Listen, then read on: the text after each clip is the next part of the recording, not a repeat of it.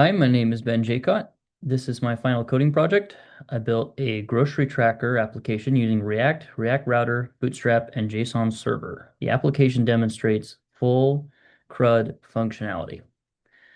So if I go to Home, you'll see I have Welcome to Grocery Tracker app. This application demonstrates CRUD functionality and using React and JSON Server.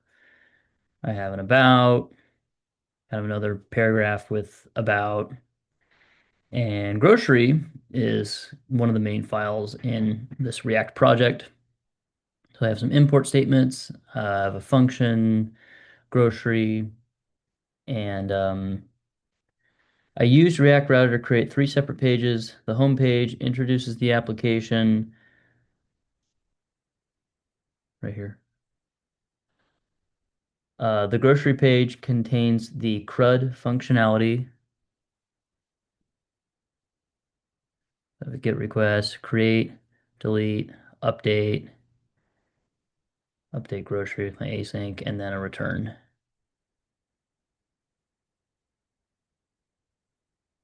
Some buttons for editing and deleting, export default grocery. The home page introduces the application, grocery page contains the CRUD functionality, and the about page describes the technologies used.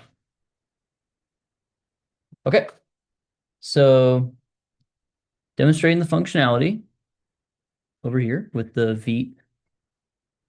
Users can create a new grocery item by entering a name and quantity and clicking add item. So right now I have apples, bananas, and that's it. 4 apples and 6 bananas.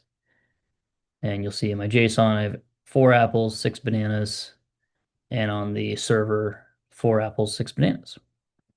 So if I want to add an item, I can do cookies 7, and then I click add item, and this button functions and adds cookies quantity 7 to here, and we have edit and delete as well. So if I go over here to my JSON, cookie 7 got added to this array groceries, and then if I refresh the server, it shows up with this ID 4BFE cookies quantity 7. Okay. Demonstrating read, the application retrieves grocery items from the API and displays them on the page. So you can see that they're displaying here. That's reading, just the fact that they're there. If I click edit, you'll see that I can change the number of apples or even the title. I can say 7 apples, or I can say 7 pears, and that gets updated over here. And name and quantity are updated over here. And you have to refresh the server, but that works as well. Okay. Update, users can update and it can add the existing item.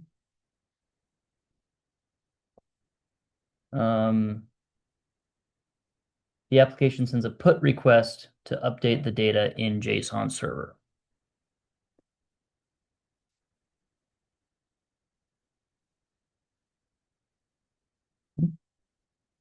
And delete, it's very self-explanatory. That works. No more cookies. Cookies is here, refresh, no more cookies. So the functionality is there.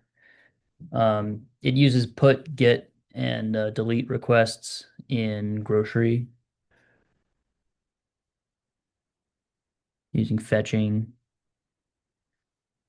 Okay. So if I show grocery.jsx, this component contains the main CRUD functionality. I used React State with use state and use effect, which are here. Use effect. And use state was, these are import statements right here. So they take in the arguments and set the values here, name and quantity. Okay. I use React State and with use state and use effect to manage and retrieve data from the API. Okay. Fetch groceries. It's right there. There's our API endpoint, localhost 3000/groceries. Okay. Um, fetch, add, update, and delete. Fetch, my get request, add, create, update is below delete. It's here. Start item, ending item, and then delete is right here. Okay. I separated functionality into reusable React components. For example, grocery form handles user input while other components handle navigation and page layout. So I have several pages about grocery and home. And that's so there's just 3 pages up here at the nav bar. But this project demonstrates React components, React router, Bootstrap styling, API integration, and full CRUD operations. Thank you for watching. Okay, so these are my components over here to hit 10. We have footer, grocery card, grocery form, header, grocery tracker app. Right there, there's the header. Header one. Nav bar,